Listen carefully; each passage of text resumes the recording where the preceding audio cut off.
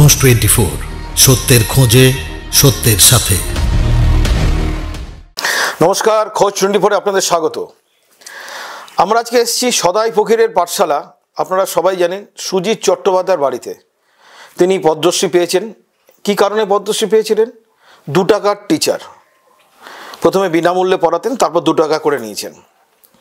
আজকে এই শুভ দিনটায় আমরা এলাম এই কারণেই, আপনারা দেখতে পাচ্ছেন ভারত প্রেমী সেবা সংঘ, এটা আমরা তৈরি করেছি। ভারতবর্ষের অনেক লোক এর মধ্যে জড়িত আছেন, যার সূচনা ওয়েস্ট বেঙ্গলে আজ প্রথম, এবং তার মূল কথাই হচ্ছে শিক্ষাই জাতি ভিত, এসো ভালো মানুষ হই। যদি প্রকৃত শিক্ষা না থাকে, প্রকৃত মানুষ তৈরি হতে পারে না। আজকে আপনারা দেখতে পাচ্ছেন পশ্চিমবঙ্গ তথা ভারতবর্ষে কিভাবে বিভিন্ন এডুকেশনের অবনতি হচ্ছে, এবং কীরকমভাবে মানুষ এমন জঘন্য কাজ করছে, শিক্ষিত মানুষরাও কিন্তু এই জঘন্য কাজে লিপ্ত হয়ে যাচ্ছে, যেটা সমাজের পক্ষে খুব দুঃখদায়ক, বেদনাদায়ক। সেই জন্য আমরা এই গ্রামে এসেছি, বর্ধমানের প্রত্যন্ত গ্রামে, যেখান থেকে সূচনা আমরা করেছি। এবং এই পোস্টারে যাদের ছবি দেখছেন, স্বামী বিবেকানন্দ, সুভাষচন্দ্র বোস, আমাদের সংবিধান রচয়িতা বি.আর. আম্বেদকর, এর পাশাপাশি যে আছেন আপনারা জানেন সবাই, এপিজে আব্দুল কালাম। এই 4 জনকে নিয়েই আমাদের এই যাত্রা শুরু, ভারত প্রেমী সেবা সংঘ। আজকে এসছি মাস্টারমশাইয়ের কাছে, শুনে নিই মাস্টারমশাইয়ের কথা। মাস্টারমশাই, এই যে পরিস্থিতি এখন চলছে, তাতে কি মনে হয় আজকে শিক্ষিত মানুষরাও কীরকম যেন একটা অসংবেদনশীল কাজ করে বেড়াচ্ছে, যেগুলো আপনি রোজই পেপারে দেখছেন, টিভিতে দেখছেন, সেগুলো কি মনে হয় আমাদের সঠিক শিক্ষার অভাব? শিক্ষা বলতে যা বোঝায়, আমরা আমাদের পূর্ববর্তী মহাপুরুষদের দেখে যেটা বুঝেছি, সেই শিক্ষাটা ধীরে ধীরে অবলুপ্ত হয়ে যাচ্ছে সমাজ থেকে। নেতাজি সুভাষচন্দ্র, এপিজে আব্দুল কালাম, এই সমস্ত মনীষীদের প্রকৃত মূল্যায়ন করতে ভুলে যাচ্ছে আজকে, যার জন্যে সমাজ থেকে প্রকৃত শিক্ষা বোধটা হারিয়ে যাচ্ছে। তো আমাদের মতো এই গ্রাম বাংলায় সেই বোধটা যাতে বেঁচে থাকে, এই ভাবনা নিয়ে আমি শুরু করেছিলাম আমার পাঠশালা। আমার নাম সুজিত চট্টোপাধ্যায়, আর এখানে আমাকে অনেকে চেনে সদাই ফকির বলে, তাই আমার পাঠশালাকে তারা বলে সদাই ফকিরের পাঠশালা। পয়সায় আজ গরিব বটে, হৃদয় সে রাজা। হাজার হাজার মণিমাণিক তার চারপাশে, তবু তিনি সদাই ফকির। বছরে 2 টাকা নিয়ে তিনি পড়িয়ে চলেছেন। শিক্ষার অমূল্য ধনরত্ন 2 হাতে বিলিয়ে চলেছেন কত বছর ধরে। ফুরনোর নাম নেই, ফুরিয়ে আসছে বয়স। তার উদ্যোগ, ইচ্ছা আর ভালোবাসা আজও অফুরন্ত। অক্লান্তভাবে মানুষ গড়ার কাজ করে চলেছেন সুজিত চট্টোপাধ্যায় মহাশয়। আমার একটি ভাই আছে, সে ওই নিচের ক্লাসের ছেলে মেয়েদের পড়ায়। আমি ক্লাস 9 থেকে একবারে ডিগ্রি কোর্স পর্যন্ত ছেলে মেয়েদের পড়াই। তো খুব গরিবের ঘরের ছেলে মেয়ে সব। মা পরের বাড়িতে কাজ করে, বাবা হয়তো চাষের জমিতে খেতে খায়।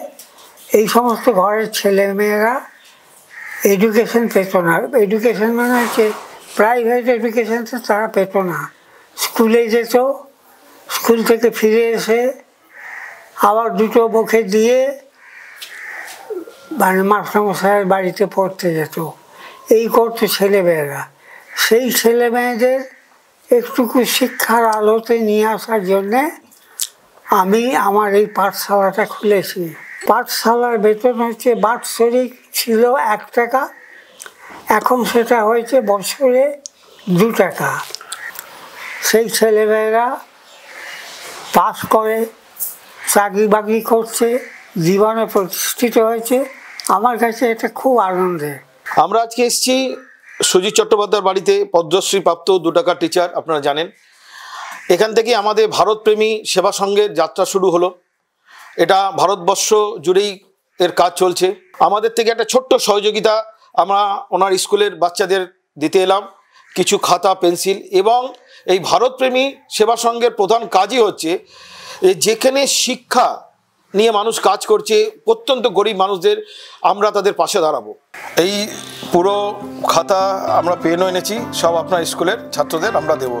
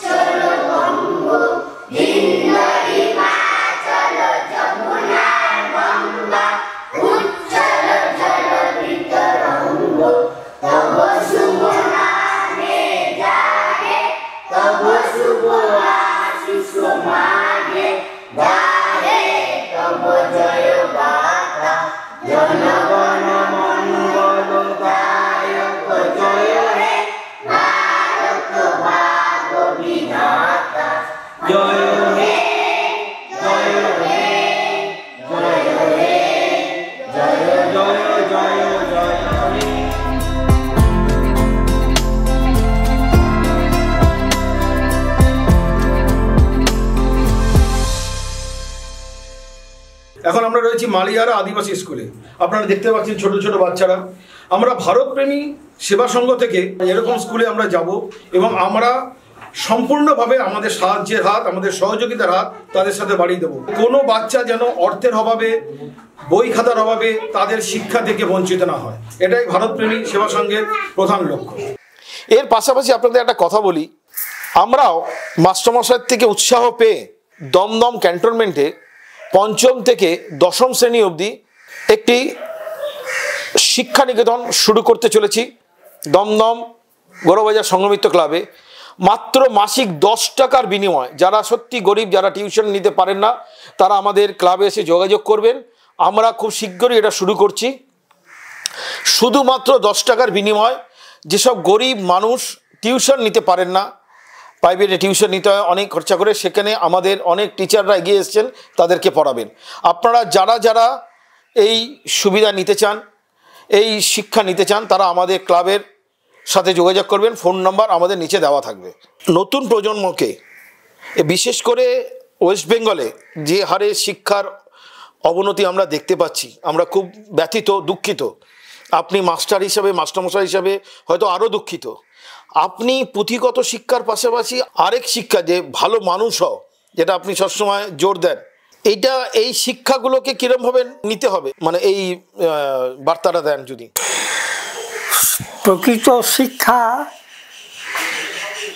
দেওয়ারও অভাব আছে আজকের সমাজে, আর ছেলেমেয়েরা চায় কিন্তু তারা সেই সুযোগটা পায় না।